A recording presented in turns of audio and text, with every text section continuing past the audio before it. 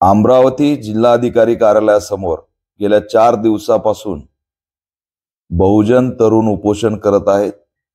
2021 ला अमरावती सुरक्षा रक्षक मंडळाने गार्डची 500 जागांची परीक्षा घेतली होती।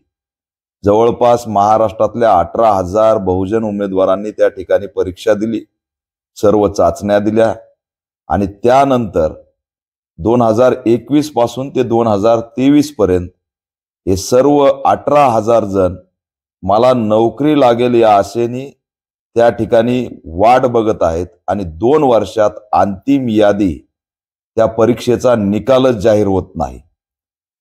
हे उपोषण सुरू झालं। ऑल इंडिया पॅंथर सेनेने या घटनेला वाचा फोडली। शीतलताई गजबे यांच्या नेतृत्वात अनिकेत इंगळे या तरुणाच्या नेतृत्वात हे आंदोलन सुरू झालेलं आहे। 4 दिवसात उपोषणकर्त्यांची तब्येत खराब झाली। बेमुदत चिता उपोषण म्हणून त्यांनी उपोषण सुरू केलंय।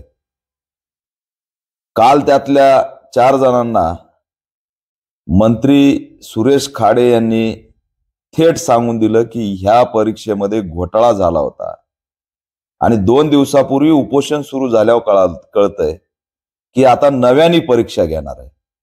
पण नव्याने परीक्षा घेणार आहे तर त्या परीक्षेत कोणता घोटाळा झाला होता? परीक्षा तर पारदर्शक झालेली आहे, मग जाणीवपूर्वक घोटाळा कशामुळे झालाय? मग या घोटाळ्याची चौकशी होणार आहे की नाही? याच्या सीबीआय ईडी बीडी लागणार आहे की नाही? त्याची सखोल चौकशी करून कुणाला कारवाई होणार आहे की नाही?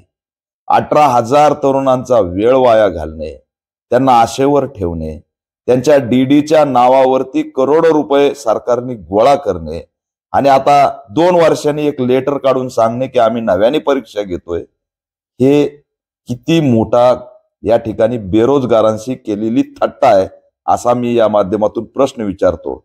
अमरावतीचे बच्चू कडू हे त्यावेळेस कामगार राज्यमंत्री होते, त्यांनी अधिवेशनात या मुद्द्यावरती बोललं नाही, हे दुर्दैव आहे। दलित असलेले आमदार हे कामगार मंत्री सुरेश खाडे ते बेरोजगारांशी अशा प्रकारे एक वागणूक करतायत, याचा असणारा आम्ही निषेध करतो आणि या 4 उपोषणकर्त्यांच्या या ठिकाणी तब्येतीला काही झाल्यास, त्यांच्या आरोग्यास काही झाल्यास, त्यांच्या जीवितास काही झाल्यास सर्वस्वी मुख्यमंत्री एकनाथ शिंदे, राज्य सरकार, कामगार आयुक्त विभाग, कामगार मंत्री सर्व जबाबदार राहतील। घोटाळा झाला एवढंच सांगायचं आणि परीक्षा रद्द करून मोकळं व्हायचं असं चालणार नाही। परीक्षेत घोटाळा झाला तर कारवाई का होत नाही?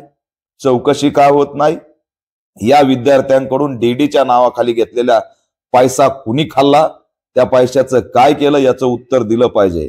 नावाला परीक्षा घ्यायच्या, पैसे उकळायचे आणि बेरोजगारांना देशोधडीला पाठवायचं हे थांबलं पाहिजे।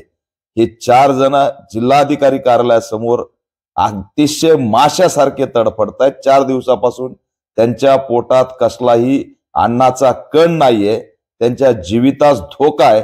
स्थानिकचे आमदार, खासदार, लोकप्रतिनिधी सुद्धा त्यांना भेटायला जात नाहीत, एवढी निर्दयी व्यवस्था झालेली, याचा आम्ही निषेध करतो आणि तात्काळ या मागण्या मान्य करतील अशी अपेक्षा बाळगतो। लवकर जर मागण्या मान्य नाही झाल्या तर राज्यव्यापी आंदोलन छेडण्यात येईल असा इशारा या माध्यमातून देतोय।